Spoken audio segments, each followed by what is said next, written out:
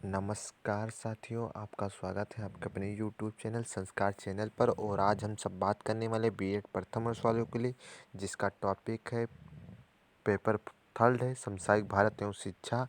में बात करेंगे भारत राष्ट्रीय शिक्षा आयोग यानी कोठारी कमीशन 1964 से 1966 ईस्वी तक देश भर के लिए समान शिक्षा नीति को सुनिश्चित करने के उद्देश्य से 14 जुलाई 1964 को डॉक्टर डी.एस.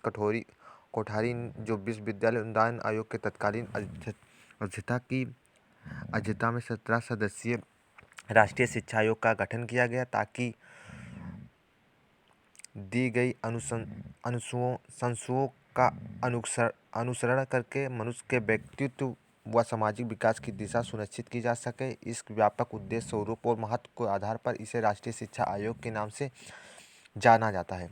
राष्ट्रीय शिक्षा आयोग के कार्यक्षेत्र: तत्कालीन भारतीय शिक्षा प्रणाली की गहराई से अध्ययन करना, उसकी तत्कालीन कमियों का व्याप्त असंतोष के कारण पता लगाना व उसमें सुधार के लिए सुझाव देना, पूरे देश के शिक्षा के आयोजन और प्रशासन संबंधी तत्व निश्चित करना व इस संबंध में सरकार को सुझाव देना, अखिल भारतीय स्तर पर समाज शिक्षा प्रणाली प्रस्तावित करना तथा शिक्षा में गुणात्मक सुधार लाने हेतु शिक्षा प्रणाली का विकास करना, जो देश के सामाजिक, आर्थिक और राजनीतिक विकास में सहायक हो। यह प्रणाली ऐसी है जो भारतीय शिक्षा के परंपरागत गुणों को सुरक्षित रखते हुए वर्तमान की आवश्यकताओं की पूर्ति करे व भविष्य के निर्माण में सहायक हो। अखिल भारतीय स्तर की किसी भी प्रकार के शिक्षा के प्रसार एवं उसमें गुणात्मक सुधार के लिए उपायों की खोज करना व इस संबंध में सरकार को सुझाव देना। आयोग का प्रतिवेदन: इस आयोग ने शिक्षा एवं राष्ट्रीय प्रगति नामक प्रतिवेदन 29 जून 1966 को सरकार के पास भेजा। यह प्रतिवेदन 692 पृष्ठों का एक बृहत दस्तावेज है, जो 3 खंडों में विभाजित है। आयोग के सुझाव एवं स्मृतियाँ: राष्ट्रीय शिक्षा आयोग के लक्ष्य: राष्ट्रीय शिक्षा के प्रशासन, वित्त व नियोजन संबंधी सुझाव, विद्यालयी शिक्षा, माध्यमिक शिक्षा व विश्वविद्यालयी शिक्षा के परिक्षेप में, कृषि शिक्षा, व्यावसायिक एवं तकनीक शिक्षा संबंधी सुझाव, 10 वर्ष के लिए सामान्य पाठ्यक्रम अथवा शिक्षा की नवीन संरचना व स्तर, शिक्षा स्तर पर या शिक्षक की स्थिति व सेवा शर्तों संबंधी सुझाव, शिक्षक शिक्षा संबंधी सुझाव, शैक्षिक अवसरों की समानता संबंधी सुझाव, स्त्री शिक्षा, पौध शिक्षा व समाज शिक्षा संबंधी सुझाव। राष्ट्रीय शिक्षा आयोग कोठारी कमीशन के सुझाव की स्मृतियाँ का मूल्यांकन: कोठारी आयोग का भारतीय शिक्षा के इतिहास में अभूतपूर्व स्थान है, क्योंकि अब आयोग ने देश के वर्तमान शिक्षा प्रणाली को आधुनिक परिप्रेक्ष्य में परिवर्तित व वर्धित करने के लिए सिफारिश करते हुए शिक्षा को अत्यंत व्यवहारिक एवं उपयोगी बनाने का प्रयास किया। परंतु समय, काल, परिस्थितियों के अनुरूप चीज़ों में अच्छाई बुराई का समावेश होता रहता है। इसका मूल्यांकन भारत की आज की परिस्थितियों और भविष्य की आवश्यकताओं के आधार पर करेंगे। आयोग के गुण: राष्ट्रीय शिक्षा आयोग ने केंद्र में सशक्त प्रशासनिक ढांचे और प्रांतों में समान प्रशासनिक ढांचे का सुझाव देते हुए शिक्षा की एक समान संरचना प्रस्तुत की, जो लोकतांत्रिक भारत के लिए उत्तम सुझाव था और इसमें भारत की भावी शिक्षा में समरूपता आएगी। आयोग ने कर्मी को समयबद्ध शैक्षिक नियोजन के आधार पर वर्तमान भविष्य की मांगों के आधार पर राष्ट्रीय लक्ष्यों के व उपलब्ध संसाधनों के आधार पर 20 वर्षों के अंदर 6 से 14 वर्ष तक के बच्चों के लिए अनिवार्य निःशुल्क शिक्षा योजना, माध्यमिक स्तर पर प्रवेश लेने वाले 70% सामान्य बच्चों के लिए माध्यम स्तर की शिक्षा पूर्ण करने और इसमें भी योग्य सक्षम बच्चों हेतु उच्च शिक्षा की व्यवस्था करने का सुझाव दिया।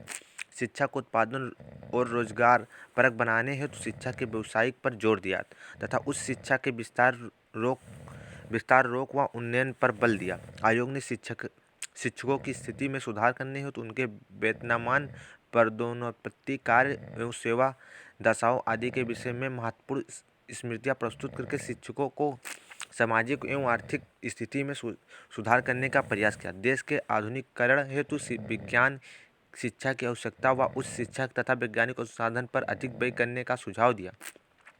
आयोग ने उच्च शिक्षा में क्षेत्रीय भाषाओं का शिक्षण का माध्यम बनाने का सुझाव देकर अंग्रेजी भाषा का वर्चस्व को कम करने का प्रयास किया। आयोग ने मूल्यांकन की विधियों को सुधार करने का सुझाव देकर परीक्षा प्रणाली को दोष मुक्त बनाने का प्रयास किया। उच्च शिक्षा में भीड़ को रोकने के लिए चयनात्मक प्रवेश प्रणाली अपनाने की स्मृतियाँ दी।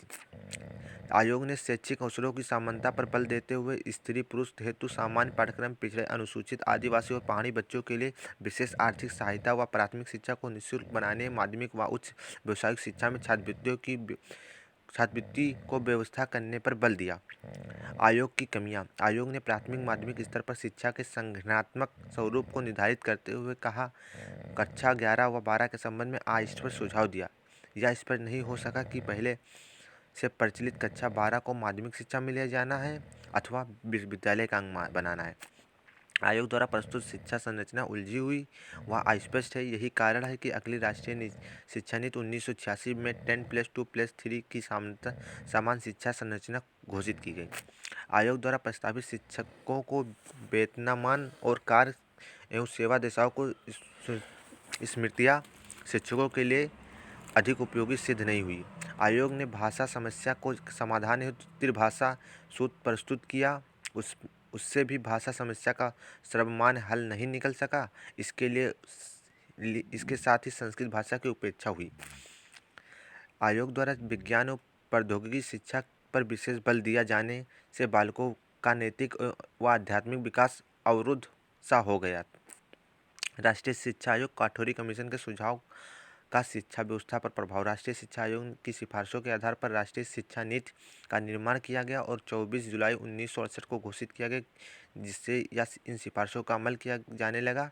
सारे देश में 10+2+3 शिक्षा संरचना लागू करने के प्रयास शुरू हो गए। साथ ही शिक्षा के क्षेत्र में सुधार होने शुरू हो गए और पूर्ण शिक्षा कार्यक्रमों को व्यापक बनाया गया। इसके ही आधार पर राष्ट्रीय शिक्षा नीति 1986 का निर्माण किया गया। अतः आयोग के कुछ सुझाव व समस्त साधुवाद के अधिकारी हैं।